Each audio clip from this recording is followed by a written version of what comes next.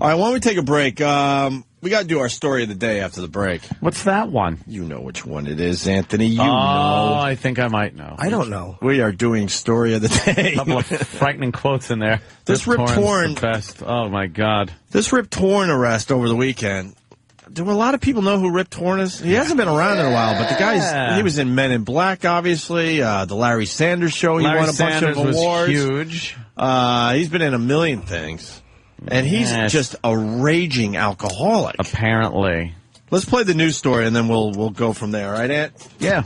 Why not? This is what happened to Rip Torn over the weekend. He's got the best mugshot. He has quite a few of them being built up now. Yeah. Dee-wees and... Well, Oscar-nominated actor Rip Torn will face a judge in Connecticut today on burglary and weapons charges. The 78-year-old actor was arrested Friday after police found him inside a bank in Salisbury, allegedly drunk and holding a loaded handgun. Last year, Torn was given probation in Connecticut for drunk driving. The Men in Black star also has 2 previous drunk driving arrests in New York. God, the news is so fucking boring. Blah, blah, blah, blah, blah, blah, blah, blah. The story is way better than what they just reported. Rip Torn issues. Is a raging alcoholic. His family has tried to do some interventions with this guy. Mm-hmm. And Rip Torn was quoted as saying that he thought he was doing well because he only drinks 1 pint of alcohol a day instead of the 4 he used to. Yeah. Okay? That's down to a pint. He's down to a pint every day. That's like fucking quitting. But that's just a pint, and then I'm sure he's doing a beer or whatever else he would drink just as casually. That's quitting. I'd say he could consider himself on the wagon. Right. And more importantly with this story, he breaks into the bank. The news didn't report any of this because he thought it was his house. He thought it was his house. Is that a problem? So you go past the bank. Some people, he's lucky enough to have a house that probably looks like a bank. And then he had the gun, his loaded gun. So instead of using a key like you would to your house, he broke the window using the gun, and then went in and went to sleep. Assuming it was his house. Well, he thought it was his house. What did he recognize? Who hasn't done that? What did he recognize as his living room couch in a bank, by the way? They have a lot of chairs that you sit down in when they ask you to open a new account. Sometimes they have a little couch that you sit down while you're waiting to maybe get something notarized or pull out your safe deposit box or something. Mm-hmm. So he curled up on that. And went to sleep. And went to sleep. As all hell's breaking loose outside the bank. The burglar alarms, the fucking bank robbery alarms are going off. And he is sleeping like a baby, thinking it's his house. How great is this story? Breaks the back window and just crawls in and then just falls asleep. Oh, it was the back? It wasn't like the front where the tellers and the vault are? I don't think so. I don't know. He found a back window. Well, I don't know many banks that have a back window. Did you hear me just going, like it now makes sense when the bank was his house? Oh. And they're holding him on, what, $100,000 bail? Yeah, $100,000 bail seems very excessive for, an old drunk. He's just some old fucking actor guy who got a little hammered, obviously has a problem with the juice. And, the gun charge, all right. But $100,000, there are people that do a lot worse and don't get $100,000 bail. I don't think he's a flight risk, to tell you the truth. Guy's lush. $100,000 bail? Fuck. And he went from 4 pints to 1 pint a day. So yeah, see? That's the latest on Rip Torn. He's had a few of these in the last few years, right? Yeah, apparently he got a Dewey around Christmas 2008. He was weaving his battered Subaru down the road with a Christmas tree tied to the roof. No way. Very shakily. Really? Yeah.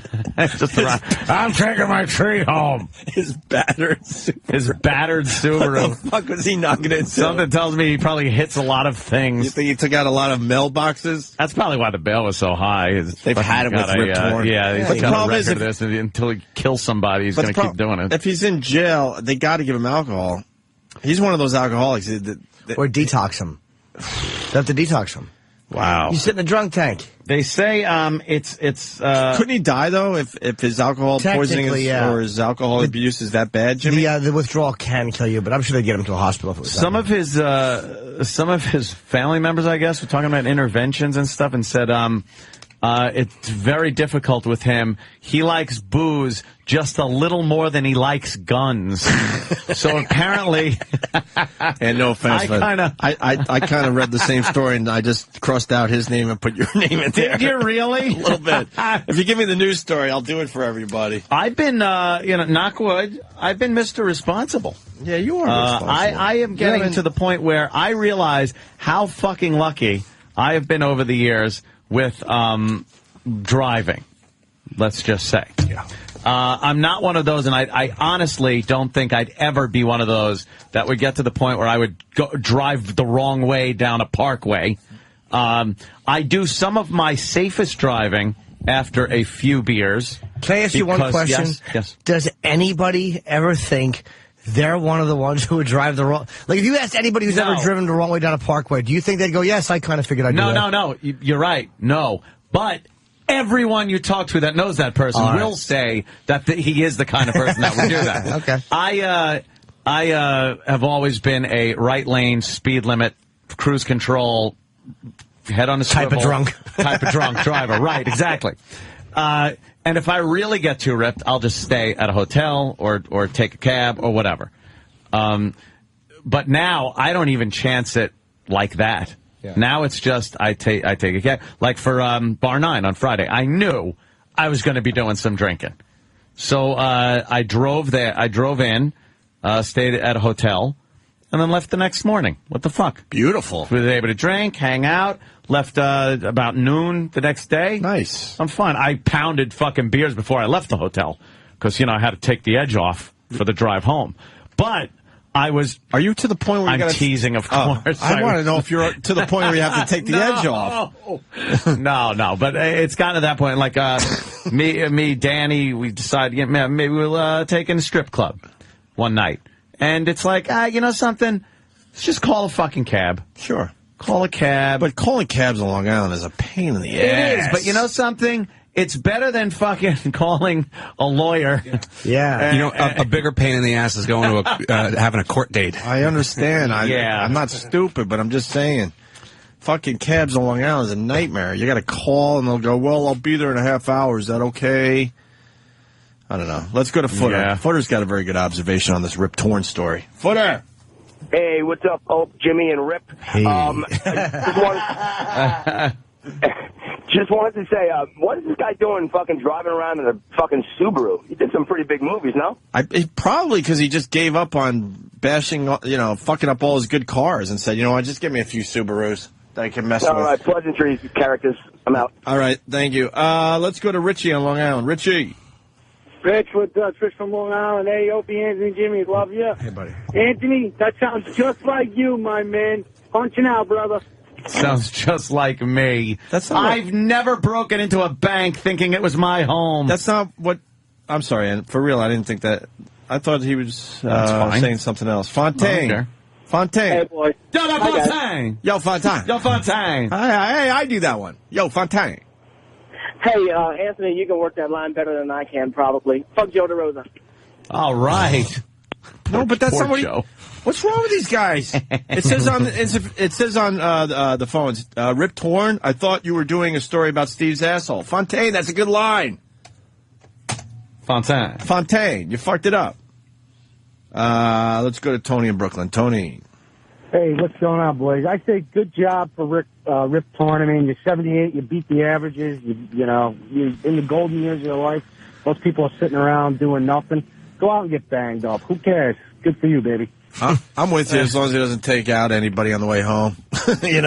Fuck it. If he wants to drink every day and break into a bank thinking it's his home and no one's getting hurt, good for him. It's all fun and games until there's a little patent leather shoe in your grill. Or a teddy bear nose. Let's go to Dave in California. Dave. Hey. Hey, boys. What are those lights coming at me? Yeah. I wonder if that's a toy I can play with. Fast forward to pulling a little ribbon out of the grill. Dave, what's up? Not much. Hey, about 10, 12 years ago, if you guys look at Sports Illustrated, they did an article on Herschel Walker He's supposedly known for never lifting a weight in his whole NFL career. He'd do over 3,000 sit-ups and push-ups and pull-ups a day. I heard that, too, that he did at one point I heard 2,000 push-ups. He's not a weightlifter, huh? Yeah, I mean, he might be doing it now. He has to. No. See his arms and the fucking He might do abs and different, shit? different types of push-ups and He's pull-ups. doing push-ups and pull-ups and some crunches and whatever, sit-ups. Yeah. Jesus. They say that's about all you really need to do anyway.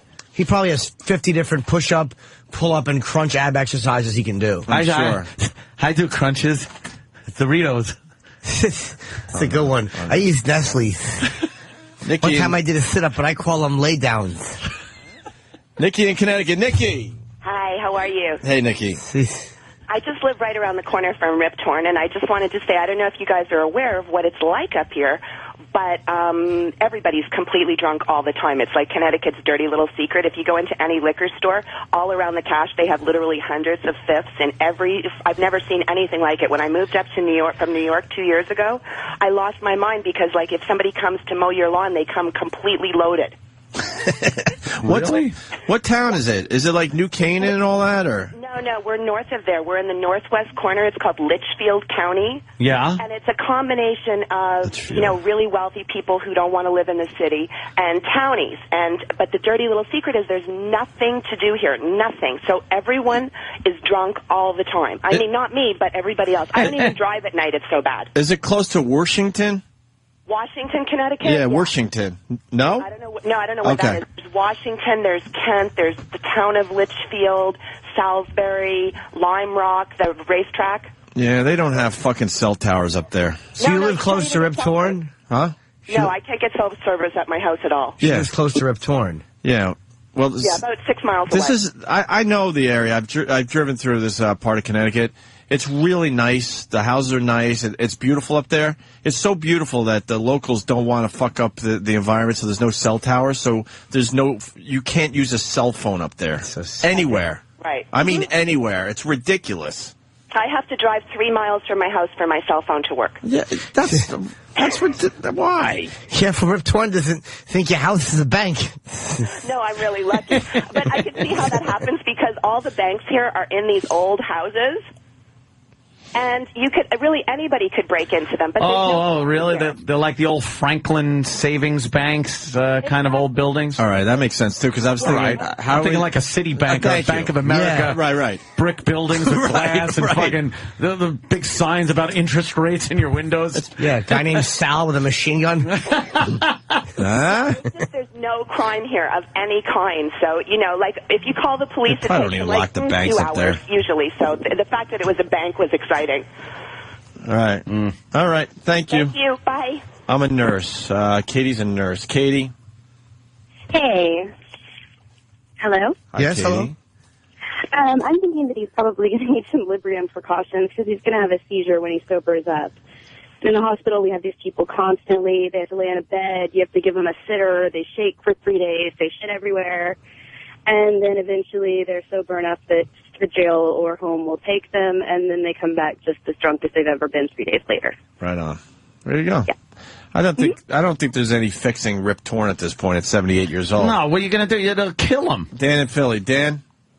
Hey, what's up, guys? How you doing? Pretty good. Was that Anthony's nurse on the phone?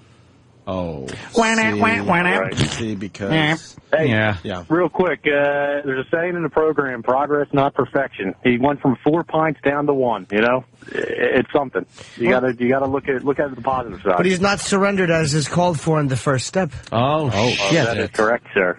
Well, let me ask Jimmy something for real. Sure. You got this Rip A little Torn. over 7. Oh. He's 78 years old, right? Yeah. Why do we need to sober up Rip Torn? We don't. I mean, it seems like he wants to drink. He's older. He's lived his life. Because who knows how he really feels, like the physical feelings you're getting. And the fact is, he's living out his final years, making an absolute asshole out of himself. Good for him. He's drunk driving. Good for him. He was breaking into a bank and sleeping. The man is an embarrassment. I mean, that would be the thinking as to why. It's a scream. It's fun to watch. But in his own mind, does he care? And would he care if he was sober? Who was that, Bill Holden? Was that the one? No, which one was the guy that cracked his head on the William table? Holden. William Holden. Yeah. Fuck yeah. Let him just pull a William Holden at the end of his life. It'll be done with. We'll all get one more laugh out of it. Because you never look at your life like, oh, good, I got 2 weeks left and I'm dead. You always look at it like, well, I could live another 10 years, be 88. The last 10 years of his life, he could be sober and coherent and enjoying his grandchildren. Would he be happy, you think? Yeah. I mean, we don't know Rip Torn at all, but a 78-year-old guy, you sober him up, would you think he would be happy? Sure, your health would improve. You would be not hungover anymore. You'd remember every night. It's like the last nights of his life he's not going to remember. He's just blacked out, missing out on his family, missing out on his kids, his grandchildren. It's like he's going to die soon. And he's just making a fucking asshole out of himself. That's what this guy does. He has this great career. He's a talented guy. Yeah. And he's breaking into a bank and sleeping. The man is making an asshole out of himself. He's an embarrassment. It's a question. I don't know. I mean, I think that would be, I why you'd want to sober up. Right. Does his family even care at this point? I'm sure they're humiliated. How would you feel if someone, the famous guy in your family, dozed off on a fucking chase floor because he thought it was home? I thought that vault was my bathroom. He's an embarrassing sot. But not the same situation, but at the end of my dad's life, we wanted him to eat better. And then I finally realized, like, why are we trying to make my dad eat better? I know it's different, Jimmy, and I have to acknowledge that. But as a family, we all looked at our dad, and I think it was more of a selfish thing. We're like, Dad, why don't you just eat salads and this and that? He liked his chicken wings and his fried food. He had a horrendous heart. And we're like, what are we doing? The guy lived his life, and he really enjoys his stupid chicken Enjoying wings. it. So why not allow the guy to enjoy the last years of his life? Yeah. But the thing is, it's like your dad was behaving like your dad. He wasn't making a fool out of him. Like, you know what I'm saying? He was just being the guy. It was frustrating to us because we knew he had one artery left and he's still eating like he's 30 years old and enjoying like the big game and having some wings and stuff. But he was in a spot where he really needed to eat healthy to maybe live a few more years. And finally, I'm like, what are we doing? The guy is suffering by trying to eat right and eat salads. He wants to fucking eat his shitty food because it makes him happy at this point. So who are we to say? Yeah. I don't understand because he was in his 70s and he lived his life. What else was he supposed to do? Question. Answer. I thought it was rhetorical. Rhetorical? Yeah. Like, do you agree? Hey, what are we supposed to do over here? Well, and someone answers and you go, no. Rhetorical. Is there things you wish your mom and Sal would do because they're older? Like, do you see them... and I don't know, so I'm just throwing dumb things out there. Do they drink too much, or do they eat shitty? Is there stuff as a family unit, you're like, man, why don't you just do this? At this point, no. Because you want them to just be... fuck you want. They're going to jump on cruise ships. They're going to go down to St. Thomas. They're going to fucking drink tequila. They're going to fucking hang out, whatever. Why would I give a flying fuck at their age? That's what I'm getting at. What they do, how they deal with it. But again, there's not like that fucking, they're not Rip Torn. No, I'm not. I'm sort of out of the Rip Torn thing. I'm not saying that, every person that has a older father or grandfather in their 70s drinking like a fish, you should leave them alone. I'm not saying that, but it just brought up something that I used to think about with my dad. I'm like, what are we doing in the end? He's a happy guy that goes out on the, Friday nights with his buddies and then they drink and they do their wings and whatever. That's what makes him happy. What, are you supposed to sit home, have a salad and not have a few beers with the guys on weekends? Exactly. It made him happy. Yeah. We wish he would have been around longer, but, who are we to say in the end?